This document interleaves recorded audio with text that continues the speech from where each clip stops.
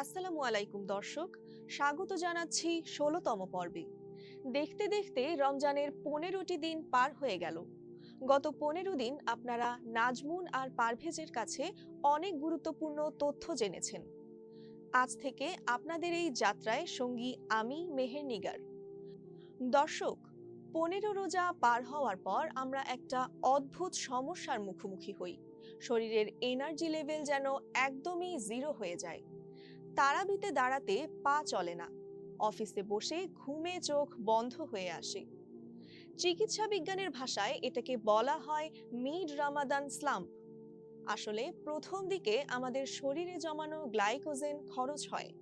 ১৫ দিন পর শরীর ফ্যাট বার্ন বা চর্বি গলাতে শুরু করে, যাকে বলা হয় কিটোসিস। এই পরিবর্তনের সময় শরীরটা একটু দুর্বল লাগে। এছাড়া ঘামের সাথে লবণ পানি বেরিয়ে যাওয়ার ফলে ইলেকট্রোলাইট ইমব্যালেন্স হয়। তাই শুধু চিনি পানি খেলে এনার্জি ফেরে না, উল্টো শরীর ছেড়ে দেয়। এখন প্রশ্ন হলো, এই ক্লান্তি দূর করবেন কিভাবে? বিশেষ করে আমাদের মা বোনেরা যারা সারা দিন রান্নাঘরে কাজ করেন। সমাধান খুব সহজ, কিন্তু আমরা ভুল খাবার খাই। সেহরিতে আমাদের এমন খাবার খেতে হবে যা স্লো রিলিজ এনার্জি দেয়, যেমন কলা, দই এবং খেজুর। কলায় প্রচুর পটাশিয়াম থাকে, যা পেশির দুর্বলতা দূর করে। আর ইফতারে প্যাকেটজাত জুস বা অতিরিক্ত চিনি বাদ দিয়ে ডাবের পানি খাওয়ার চেষ্টা করুন। ডাবের পানি হলো ন্যাচারাল স্যালাইন। এটা পান করলে তাৎক্ষণিক এনার্জি বুস্ট হয়। চিনি হলো এনার্জির শত্রু। এটা সাময়িক শক্তি দিলেও পরে শরীরকে আরো ক্লান্ত করে দেয়।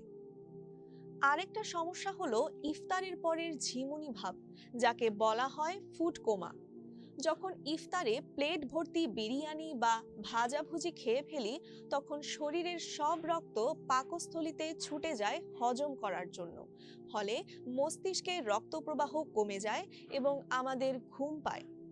এর থেকে বাঁচার উপায় হলো ইফতার হবে লাইট, খেজুর, পানি আর স্যুপ।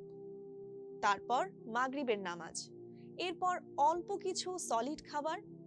পেট ভরে গলা পর্যন্ত খেলে ক্লান্তি যাবে না। আর ইফতারের পর ২০ মিনিট হাঁটুন। এতে শরীরে এন্ডোরফিন হরমোন রিলিজ হবে, মুড ভালো হবে।